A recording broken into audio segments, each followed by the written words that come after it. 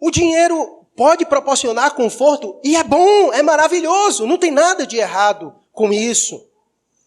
O grande problema é porque essas coisas que são boas, elas têm uma tendência, exatamente por serem boas, de pegar o nosso coração de uma maneira muito avassaladora. Por exemplo, os prazeres da vida. Os prazeres da vida é algo que é maravilhoso de se desfrutar.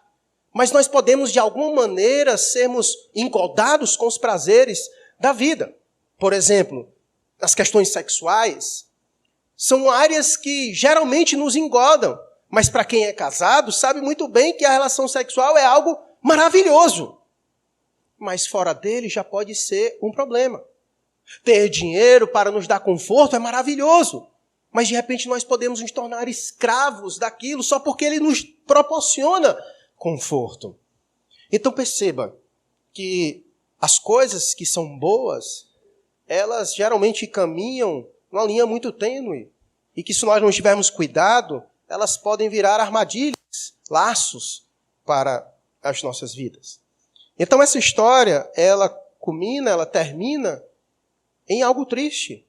Porque aquele homem vai a Jesus Cristo, que é a própria vida eterna, o único que pode dar a ele a vida eterna, e ele sai triste porque ele não está disposto a abrir mão daquilo que ocupou o lugar de Deus em seu coração para receber a vida eterna. Um dos princípios principais da vida cristã e do chamado de Deus à nossa vida é a renúncia. Nós precisamos estar dispostos a renunciar a qualquer coisa, até nós mesmos, porque nós já nascemos com essa tendência, onde nós mesmos somos o rei da nossa própria vida. Mas para que Cristo reine em nossa vida, nós precisamos renunciar a nós mesmos. Por isso que Jesus disse, aquele que quiser vir após mim tem que fazer o quê? Negar a si mesmo.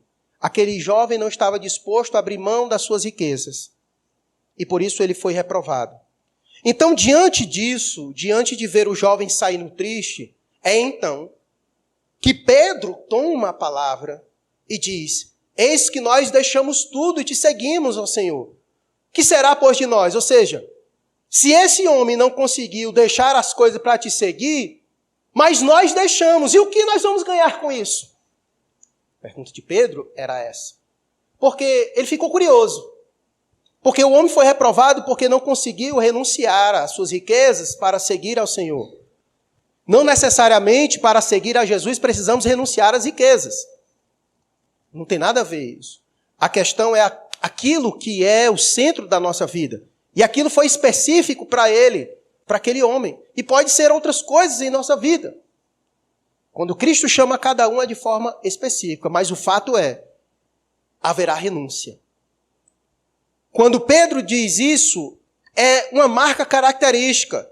A pergunta de Pedro enfatiza uma realidade do chamado de Deus. Porque Jesus estava, naquele momento, chamando aquele homem. Mas sabia que para que aquele homem seguisse a Cristo, ele precisaria ter a capacidade de renunciar. E ele não foi capaz de renunciar, e por isso saiu triste. Mas Pedro, por outro momento, disse, nós fizemos isso. O Senhor disse, vem, e nós te seguimos. Lembra como foi que Jesus chamou Pedro? Pedro estava fazendo o quê? Pescando, e o Senhor disse, vem, segue-me. E ele deixou tudo e foi.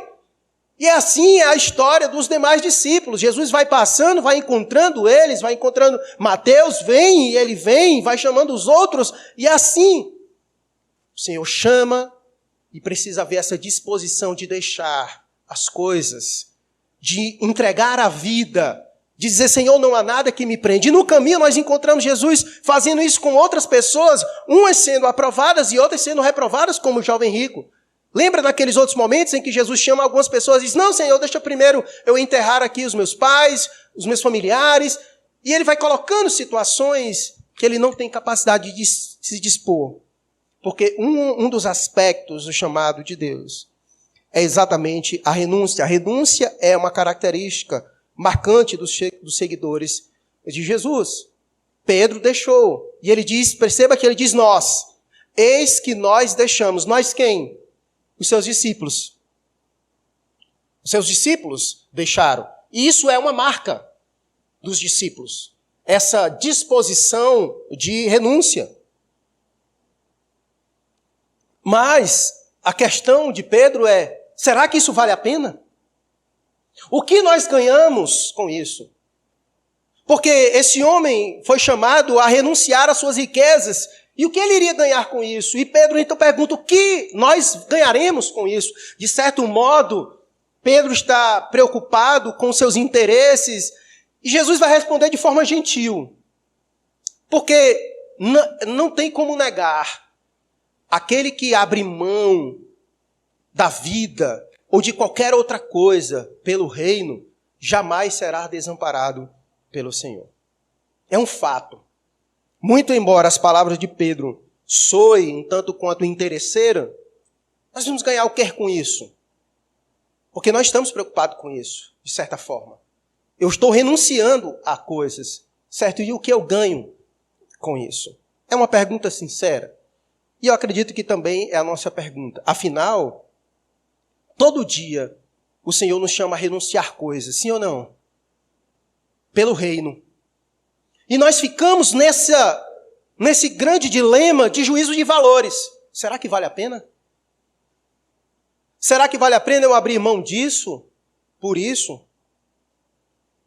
Pela voz de Deus, pela obediência a Deus? Obviamente, Jesus não pede para a gente abrir mão de todas as coisas da nossa vida simplesmente por pedir. Principalmente quando essas coisas são danosas às nossas vidas. Ou quando Deus de alguma maneira quer trabalhar em nós a obediência ou qualquer outro aspecto. O fato é, nós somos sempre chamados a renunciar.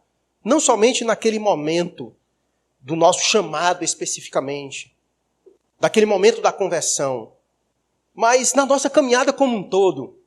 Diariamente nós somos chamados a renunciar a alguma coisa. E nós ficamos sempre nesse dilema. Principalmente quando aquelas coisas pelas quais o Senhor diz, deixa, nós queremos muito. Aí é mais difícil. Aí inicia-se batalhas e mais batalhas em nossas vidas. Porque ficamos nesse dilema dos juízos de valores. Será que vale a pena? E a pergunta que então faz é essa. Será que vale a pena renunciar às coisas dessa vida pelo reino de Deus? Vejamos a resposta de Jesus Cristo. Verso 28 a 30. Jesus lhe respondeu: em verdade eu lhes digo que na regeneração, quando o Filho do Homem se assentar no trono da sua glória, vocês que me seguiram também se assentarão em 12 tronos para julgar as 12 tribos de Israel. E todo aquele que tiver deixado casas, irmãos, irmãs, pai, mãe, filhos ou campos por causa do meu nome, receberá muitas vezes mais e herdará a vida eterna. Verso 30. Porém, muitos primeiros serão últimos e os últimos serão primeiros. Veja a resposta de Jesus. Diante da resposta de Jesus, vale a pena? Diante da resposta de Jesus, vale a pena? Renunciar é a melhor moeda de investimento para o reino de Deus. Com promessa segura de receber muito e muito mais. Coloca o versículo 29. Porque todos aquele que tiver deixado casa, irmãos, irmãs, pai, mãe, filho, ou campos, ou qualquer outra coisa, por causa do meu nome, receberá muitas vezes mais. Então perceba que renunciar às coisas pelo reino de Deus não é simplesmente uma troca, é um investimento, porque você recebe muito mais. Você recebe muito mais. Então a pergunta é, vale a pena? Quando você troca uma coisa para receber outra muito mais, vale ou não vale a pena? Na matemática a gente sabe que vale a pena. Talvez você pergunte, mas depende do quê? Aí a resposta que eu lhe digo é, vindo de Deus, você acha que é ruim ou é bom?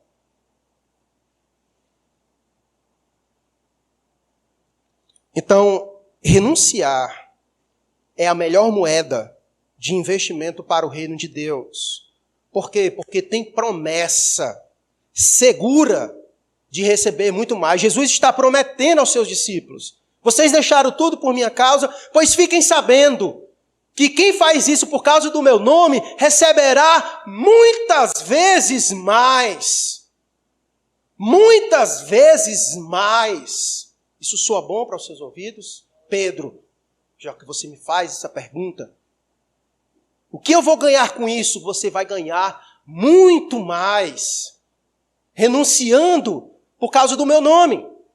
Por causa do meu nome, por causa do reino de Deus. E o texto, ele vai apresentar pelo menos 3 razões, aqui ainda na parte do capítulo 19. Vejamos nós. Versículo 28.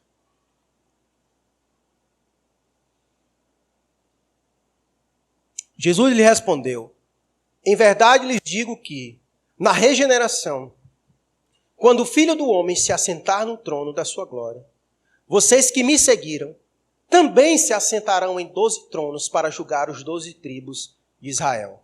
A primeira coisa que eles vão receber é uma posição de privilégio. Eles vão sentar aonde? Eles vão se assentar junto com o Senhor. Que coisa maravilhosa. Obviamente, aqui é uma promessa específica para os 12. Aqui é uma promessa específica para os 12. De que eles se assentariam no trono com o Senhor para julgar as 12 tribos de Israel. Isso é um privilégio ou não é um privilégio? Quantos de nós não gostaríamos de se assentar às cadeiras, ao lado das cadeiras dos poderosos desta vida? Agora imagine se assentar ao lado do grande rei, o Senhor dos senhores do universo. Você enxerga o tamanho desse privilégio? Por causa do nome de Cristo, você pode sentar hoje na última cadeira. Mas vai chegar o momento em que os últimos serão os... Está começando a entender o dito proverbial que a gente vai já ver? Porque as recompensas de Deus para aqueles que renunciam faz com que o último seja primeiro. E aquele jovem rico que aos olhos dos homens se sentam na cadeira primeiro, no último dia vai se sentar onde? Lá atrás, porque perde o prestígio. Mas aqueles que renunciam por causa do reino e muitas vezes não tem lugar, é os que estarão em primeiro. Vocês se assentarão nos tronos comigo. Vocês se assentarão nos tronos comigo. Tudo bem, essa é uma promessa para a nação de Israel. Mas para nós, que é a igreja, há promessas assim, semelhantes? Sim ou não? Sim. Assim. Portanto, esse muito mais que nós receberemos, certamente é posição de privilégio. Nós somos chamados de seus filhos. Quando o céu se abrir, os anjos descerem e o Senhor Jesus descer para este mundo, Ele chamará a mim e a você. Isso é privilégio? Isso é privilégio. Ele chamará a mim e a você, a sua igreja. A sua igreja. Por isso que aqueles que renunciam as coisas desta vida pelo reino, por maiores que sejam as posições que venhamos a perder nesta vida, por causa do reino, por mais que você perca muitas vezes posição no trabalho, não conseguiu subir na empresa porque você é honesto, não conseguiu subir na empresa porque para subir na empresa tem que babar o patrão, porque para subir na empresa tem que fazer coisas erradas, não te preocupa não. Porque o teu lugar de posição, de privilégio e de destaque está guardada para aqueles que renunciam às coisas desta vida para o reino de Deus. Para o reino de Deus. Para o reino de Deus. Segunda verdade do texto. Primeira, posição de privilégio. Versículo 29.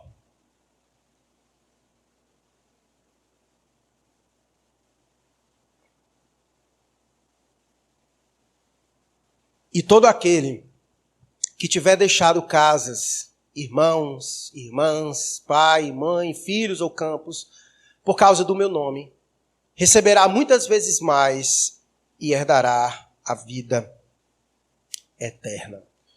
Eu gosto muito dos evangelhos, principalmente por causa do aspecto sinótico deles. Falei para você já que sinótico, a palavra sinótico significa do mesmo ponto de vista. Os 3 primeiros evangelhos, eles foram escritos do mesmo ponto de vista. Mateus, Marcos e Lucas.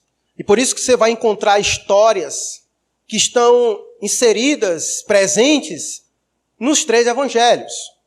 E quando você faz a leitura do mesmo evento nos 3 evangelhos, você consegue abarcar um número máximo de informações e enriquece a leitura do texto.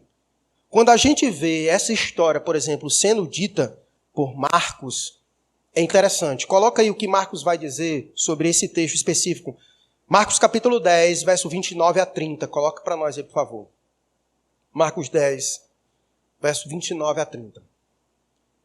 Jesus respondeu: em verdade lhes digo que não há ninguém que tenha deixado casa, irmãos, irmãs, mãe, pai, filhos ou campos por minha causa e por causa do evangelho, que não receba, já no presente, 100 vezes mais casas, irmãos, irmãs, mães, filhos e campos, com perseguições, e no mundo por vir, receberá a vida eterna.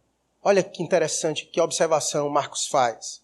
Porque Marcos diz que as promessas de Deus para a nossa vida de renúncia, ela não somente diz respeito ao futuro, mas também ela nos dá garantia de viver essas coisas já no presente. Ele diz, olha, que não receba já no presente. 100 vezes mais casas, irmãos, irmãos. Olha aqui para o seu lado. Olha aqui a quantidade de irmãos, irmãs, pais, mães que você recebeu aqui em nosso meio. Talvez você não reconheça o valor disso, mas Jesus reconhece o valor disso. De ter irmãos e irmãs que não somente assumem o papel de irmãos e irmãs, mas também assumem o papel de pai e mãe em nossas vidas. Porque a família de Deus é algo grandioso. É algo grandioso demais. Então, muitas bênçãos que Deus tem para nós já recebemos aqui. Nós já recebemos delas aqui. Por exemplo, muitos de nós, em muitos momentos, renunciamos por certos prazeres e alegrias que o mundo proporciona para nós. Você consegue ou já recebeu em algum momento alegrias e prazeres dadas por Deus em sua vida? Não existe alegrias e prazeres que este mundo possa te dar que seja melhor e maior do que as alegrias e os prazeres que só Deus pode nos dar. Porque as alegrias e os prazeres desta vida, elas correspondem ao próprio estilo da vida. Porque as coisas dessa vida são transitórias, são passageiras. São alegrias que vão e que vêm. São prazeres que muitas vezes nos aprisionam. Mas as alegrias que Deus nos proporciona, elas são maiores do que qualquer outra coisa. A paz que Deus nos dá é maior do que qualquer outra coisa. Excede o nosso pensamento. Os prazeres que Deus nos dá são muito maiores do que os prazeres que as coisas desta vida podem nos oferecer. E quando a gente faz esse juízo de valores, a gente então reconhece o valor de todas essas coisas, das coisas que renunciamos pela alegria que Deus pode nos dar. Você já percebeu que muitas das alegrias que o mundo promete para nós e que a gente sabe que é contra a vontade de Deus, logo depois ela vem acompanhada de profunda tristeza? Não é assim que acontece? O pecado sempre vem assim. Ele promete alegria para nós e prazeres. E a gente se enche de euforia. Vai, curte aquele momento, a alegria, o prazer, mas no outro momento ele vem acompanhado com profunda tristeza em nossa alma. Porque é exatamente assim. Mas as alegrias que Deus nos dá é algo extraordinário, que não tem nada nesta vida que possa roubar.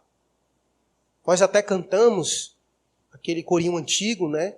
A alegria está no coração de quem já conhece a Jesus. A verdadeira paz só tem aquele que já conhece a Jesus. É isso.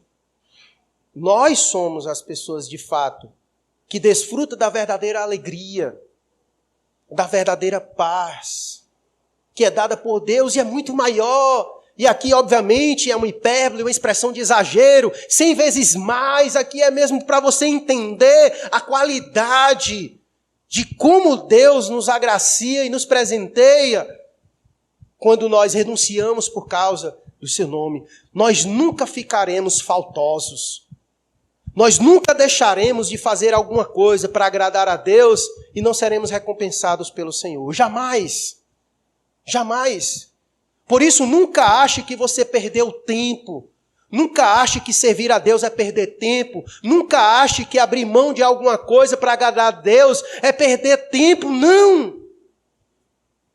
Você receberá não somente no futuro, mas já no presente, muitas dessas coisas, dessas recompensas, pela fidelidade, pela disposição de renunciar coisas pelo reino de Deus. Nós já recebemos agora. Portanto, a primeira promessa é a de privilégio, de posição. A segunda é a de restituição melhorada. Porque se você perdeu alguma coisa, perdeu pai, irmãos, casa, campos, qualquer outra coisa, o Senhor vai nos compensar 100 vezes mais, muitas vezes mais. Então é uma restituição melhorada, não aquela música cantada pelo toque no altar, sei lá, diante no trono, restitui, né? Não é aquela ideia, não é aquela proposta. Não é aquela ideia. Mas é essa verdade de Deus, de que quando nós renunciamos coisas pelo reino, há uma restituição melhorada. Deus nos recompensa de forma maravilhosa. E você precisa se agarrar a isso, porque isso é fundamental para a nossa vida. E por último, volta lá para o texto, por favor.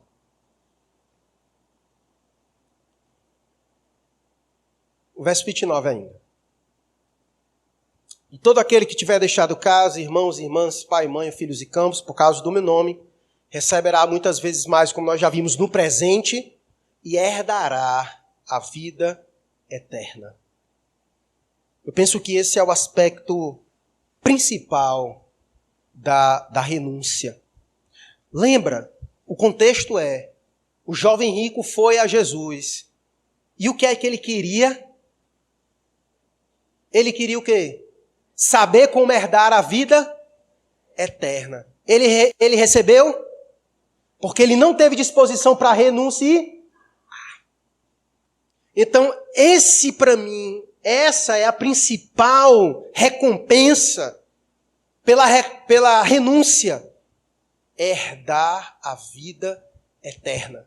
Por isso que Jesus vai dizer que não existe nada maior, de grandeza maior, de valor maior do que a vida eterna. Por isso Jesus disse que adianta um homem ganhar o mundo inteiro e perder a sua valores. Valores. Valores.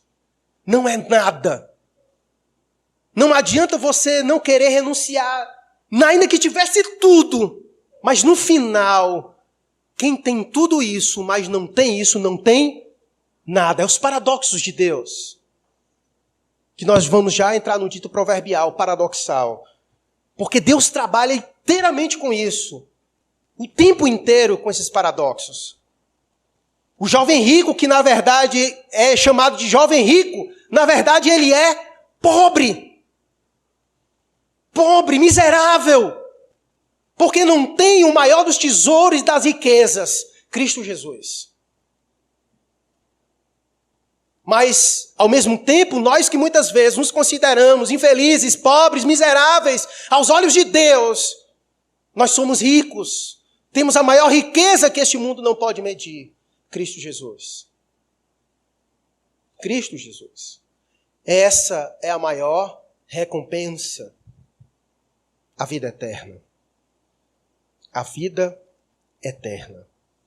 E nós já aprendemos o que significa a vida eterna. Nós vimos isso no sermão passado. O que é a vida eterna? O que é a vida eterna? Que a vida eterna é esta. João 17:3. Que te conheço a ti, o único Deus verdadeiro, e a Jesus Cristo a quem enviastes. A vida eterna é ter o relacionamento com Deus. É conhecer a Deus. E esse conhecimento e essa relação com Deus faz com que você seja amigo de Deus.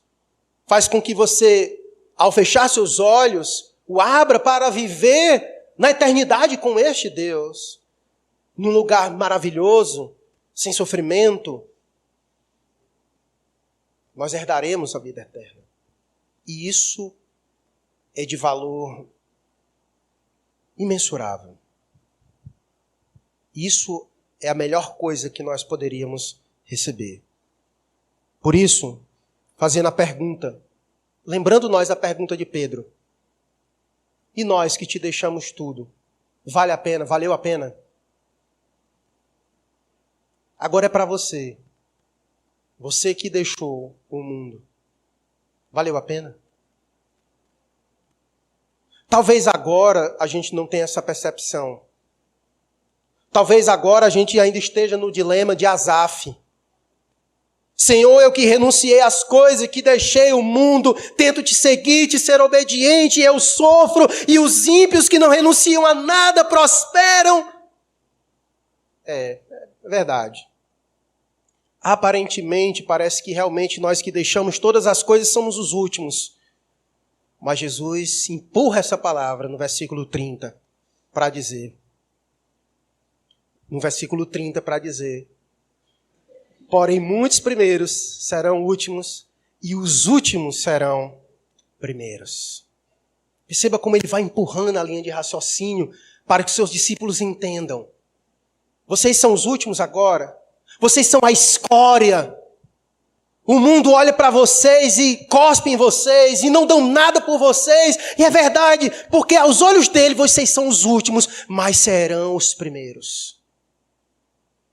E aqueles que se consideram como os primeiros serão os últimos. Lembra do que nós vimos no capítulo 16? Nós vimos isso há pouco tempo, no capítulo 16, versos 24 e 25. Esses ditos proverbiais paradoxais de Deus. Então Jesus disse aos seus discípulos, se alguém quer vir após mim, negue-se a si mesmo. Tome a sua cruz e siga-me. Pois quem quiser salvar a sua vida, a perderá. E quem perder a vida por minha causa, percebe o paradoxo? Quem ganha, perde. Quem perde, ganha. Aí ele chega aqui para ensinar a mesma coisa. Os últimos serão os primeiros. E os primeiros, os últimos. Porque ele vai trabalhando isso sob essa ideia de renúncia. Essa ideia de renúncia. Podemos ser vistos como os últimos. Mas, de fato, nós não somos os últimos. Nós seremos os primeiros. Porque há essa recompensa da parte de Deus. Vivida, muitas delas já aqui no presente. Desfrutada aqui já no presente. Mas muitas outras estão reservadas a nós no futuro. E, de fato, alguns podem receber uma porção maior, já aqui no presente, do que outros. Assim também como no futuro. Mas o fato é, de alguma maneira, nós já desfrutamos disso aqui no presente, mas ainda não é o clímax, ainda não é a consumação. Tudo isso ainda está reservado a nós lá para o futuro. E se nós não tivermos bem definidos quanto a isso, nós iremos sucumbir. Por que eu digo isso? Porque, infelizmente, os nossos valores foram comprometidos pelo pecado. Por isso nós temos dificuldades para reconhecer valor na renúncia pelo reino de Deus. Por isso nós fazemos muitas vezes o inverso. Nós renunciamos às coisas do reino porque achamos que não tem valor. E nós fazemos isso para alcançar outras coisas desta vida. E a gente tem dificuldade, às vezes, de renunciar coisas desta vida, porque não atribuímos valor às coisas do reino. E às vezes, não só fazemos isso, mas às vezes reconhecemos bobagem. Quem faz isso? Quem faz isso? Quem faz isso? Eu sempre digo isso para algumas pessoas que me perguntam: pastor, por que o senhor não faz uma outra faculdade? Por que o senhor não arruma outro emprego, faz alguma outra coisa? Meu irmão, eu entendo muito bem de renúncia. Eu renunciei a outras coisas porque meus olhos estão em outra coisa. Eu não entrei no ministério visando dinheiro. Eu não entrei no ministério visando posição, status social, não. Eu entrei no ministério visando as recompensas do reino. Aquilo que Paulo disse: quem almeja o episcopado, excelente obra almeja. Por quê? Por quê? Para o mundo não tem valor, mas para Deus há um lugar especial, e é nisso que eu me agarro. É nisso que eu foco.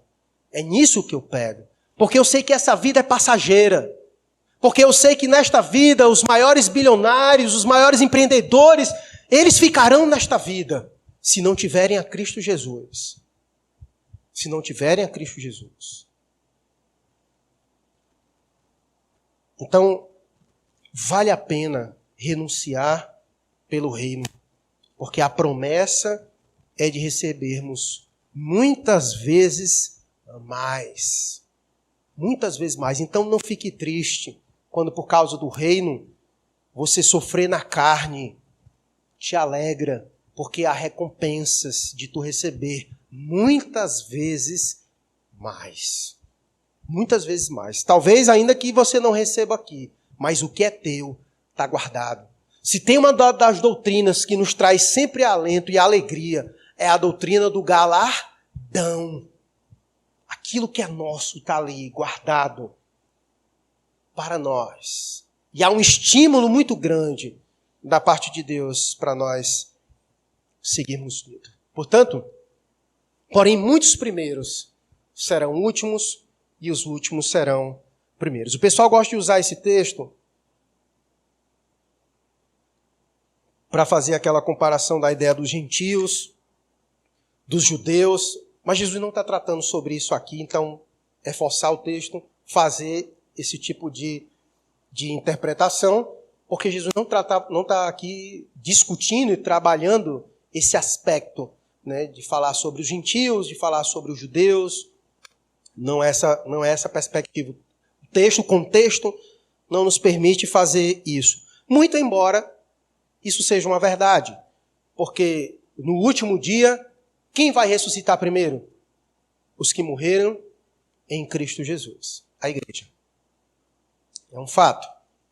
Mas o texto aqui em si não está tratando sobre isso. Não está tratando sobre isso. O que ele está tratando é exatamente sobre como Deus nos trata diante das renúncias que fazemos desta vida por causa do reino. E ele vai usar então uma parábola, que é o capítulo 20, para ilustrar essa ideia dos últimos serão o primeiro. Vamos ler ela mais uma vez, de forma bem rápida e aplicada. Porque o reino dos céus é semelhante ao homem. Lembre-se sempre dessa ideia. As parábolas sempre tem essa frase que marca. É semelhante, essa ideia de trazer uma ilustração para que você entenda aquela verdade de Deus. E a verdade que ele quer ilustrar nessa parábola é essa, da recompensa que se ganha por renunciar por causa do reino. Porque o reino dos céus é semelhante ao homem, dono de terras, que saiu de madrugada para contratar trabalhadores para sua vinha. E tendo combinado com os trabalhadores o pagamento de 1 denário por dia, mandou-os para a vinha. Saindo por volta de 9 horas da manhã, viu na praça outros que estavam desocupados. E aqui a palavra desocupado é que estavam sem trabalhos, certo? E lhes disse: vocês também vão vocês também trabalhar na vinha, e eu lhes pagarei o que for justo. E eles foram, tendo saído de novo perto do meio-dia e às 3 horas da tarde, fez a mesma coisa. E saindo por volta de 5 horas da tarde, encontrou outros que estavam desocupados e lhes perguntou: por que vocês ficaram desocupados o dia todo? E a resposta é essa: porque ninguém nos contratou. A gente estava aqui para trabalhar, mas ninguém veio nos contratar. Então ele lhes disse: vão vocês também trabalhar na vinha. Ao cair da tarde, o dono da vinha disse ao administrador: chame os trabalhadores e pague-lhes o salário, começando pelos últimos e indo até os primeiros. Chegando os que foram contratados às 5 da tarde, cada um deles recebeu um denário. Ao chegarem os primeiros, pensaram que iriam receber mais. Porém, também esses receberam um denário, cada um. Mas, tendo recebido, começaram a murmurar contra o dono das terras, dizendo: estes últimos trabalharam apenas 1 hora, mas você os igualou a nós, que suportamos a fadiga e o calor do dia. Então o dono disse a um deles: amigo, eu não estou sendo injusto com você. Você não combinou comigo trabalhar por um denário? Pegue o que é seu e saia daqui, pois eu quero dar a este último tanto quanto dei a você. Será que não me é lícito fazer o que quero com o que é meu? Ou você ficou com inveja porque eu sou bom? Assim, os últimos serão primeiros, e os primeiros serão últimos. Deu para entender agora a parábola? A ideia dos últimos serão primeiro. Então ele conta uma história, né? No final, a ideia da parábola é que ele pegou pessoas para trabalhar em horários diferentes. E aqueles que começaram primeiro acabaram sendo os últimos a receber. E aqueles últimos que foram chamados, que trabalharam menos, acabaram sendo os primeiros por receber e um valor maior, no sentido porque trabalharam menos, né, e receberam a mesma quantia do outro.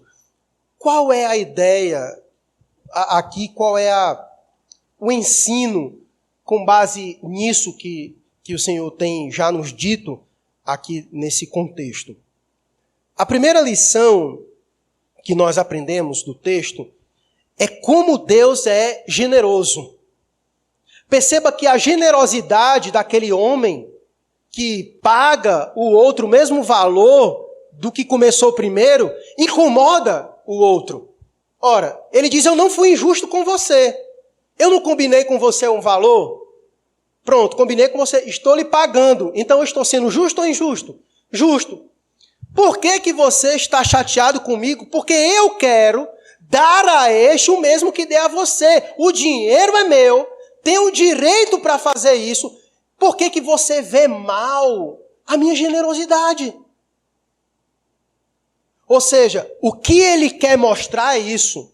Quando nós renunciamos pelo reino, Deus nos recompensa. Por quê? Porque ele é generoso. E a prova disso é essa parábola, onde ele concede de forma generosa aquele que trabalhou bem pouquinho. Porque se fosse para medir pela lógica trabalhística, quem deveria receber mais? O que trabalhou mais. Mas como eu disse, a perspectiva de Deus sempre é paradoxal. Na verdade, aquele que trabalhou menos acabou recebendo a mesma porção, ou seja, ele se deu melhor. Mas isso não foi por mérito, isso foi por pura graça, generosidade. Generosidade. Porque se fosse por merecimento, o que trabalhou pouco não merecia, porque o outro trabalhou mais. Mas aquilo que Deus faz conosco não é por merecimento, é por graça. As renúncias que nós fazemos com Deus não pode ser de forma barganhosa. Eu estou renunciando aqui, Senhor, e me dá o que é meu. Não, Ele faz isso porque Ele é generoso. Porque só o fato dele ter nos salvado, de ter nos livrado, nós estamos em dívidas com o Senhor e nada que venhamos a fazer teríamos condições de pagar. Então, tudo que Ele promete nos dar, pela renúncia que nós nos dispomos a fazer, é por graça, é por bondade, generosidade. Ele começou a pagar assim, para poder fazer com que os outros percebessem o quanto ele é generoso. Mas em vez deles perceberem o quanto aquele homem é generoso, eles pensaram que foi errado. Eles ficaram com inveja. E por isso o homem disse, por que os teus olhos são maus? Por que tu não consegue ver a minha bondade para com aqueles? Então, o que Deus quer nos ensinar nessa passagem é exatamente isso. Deus é generoso, Ele é bondoso e Ele sabe nos recompensar. Por isso que nada que a gente faça para o reino será em vão. Deus há de nos recompensar muito mais, muitas vezes mais, e de uma categoria de qualidade muito superior, porque Ele é generoso e sabe como nos recompensar. E sabe como nos recompensar. Então, essa parábola nos mostra como o Senhor é generoso e para os que renunciam pelo reino. E Ele é livre para fazer isso. Uma das coisas que nós aprendemos nessa parábola é a livre graça do nosso Deus. O Senhor é livre para fazer isso. Aquele homem não podia dizer, você está sendo injusto. E ele diz, como assim? O dinheiro é meu e eu posso então dar a quantidade que eu quiser dar. E aqui entra no ponto da livre graça de Deus. Porque, de fato, nenhum de nós pode obter recompensas de Deus, porque Deus não está em dívida conosco. Na verdade, nós é que estamos em dívida com Ele. Lembra da pergunta que os discípulos fizeram ao Senhor? Senhor, se é assim, essa condição do homem, quem pode ser salvo? Lembra qual foi a resposta de Jesus? Para o homem isso é impossível. Mas os impossíveis do homem é possível para Deus. A salvação de Deus é um meio da livre graça de Deus. Decidiu Deus, em sua livre graça, escolher pecadores miseráveis como eu e você. E Ele é livre para fazer isso do jeito que Ele quiser. Romanos capítulo 9 é a prova disso. Ele tem misericórdia de quem Ele quiser ter misericórdia. E Ele ainda diz, quem és tu, ó homem, para discutires com Deus? Porque Ele é livre para escolher de um vaso de barro para uma coisa e outro para outra coisa, se Ele assim desejar. Por acaso o oleiro não é livre para fazer o que ele desejar com o barro? É a livre graça. Esse homem aqui é representado pelo nosso Deus. Por isso que Ele é livre. Ele não está preso a nada. Portanto, Ele pode, de alguma maneira, recompensar o Miqueias de uma forma muito abundante. E eu não posso olhar isso com maus olhos, porque Deus é livre para fazer isso com seus filhos, como eu disse. Deus nos recompensa, mas muitas vezes não nos recompensa da mesma proporção, por igual. Às vezes Deus faz isso de uma maneira diferente. Por exemplo, Deus deu a você a mesma sabedoria que deu a Salomão. E você diz, por que, Senhor? Ele é mais bonito do que eu. Deus deu a você as mesmas riquezas que deu a Salomão.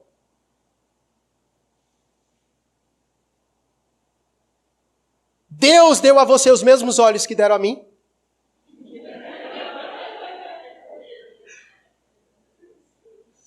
Entende? Ninguém pode. É graça de Deus. É graça de Deus. E Deus faz isso do jeito que Ele deseja fazer. Porque Ele é o dono da vinha. Ele é o dono da vinha. Mas o ponto é, Deus sabe recompensar. Por isso aquela pergunta de Pedro, volta a ela, para a gente ir para o fim. Verso 27. Então Pedro, tomando a palavra, disse, eis que nós deixamos tudo e te seguimos, ó Senhor. Que será, pois, de nós? O que será de nós? Que deixamos tudo pelo reino. Vale a pena ou não vale a pena? Tem algo bom para nós ou não? A palavra hoje é encorajar você. A palavra hoje é para encorajar você a seguir adiante, renunciando o que precisa renunciar pelo reino de Deus, porque promessas garantidas de coisas muitas vezes mais para nós tem. Deus sabe como nos recompensar melhor do que qualquer outra pessoa. Nós vamos nesse momento orar, sim. Eu não sei o que Deus tem exigido de você. Eu não sei o que Deus tem exigido de você. Eu sei o que Ele exigiu daquele jovem, de forma específica, e ele foi reprovado. Eu não sei o que Ele tem exigido de você, mas eu quero te encorajar que vale a pena. Porque com Deus, a recompensa é certa e muitas vezes mais. E muitas vezes mais. Nada que tu faças pelo reino, nada que tu faças pelo nome de Jesus é em vão.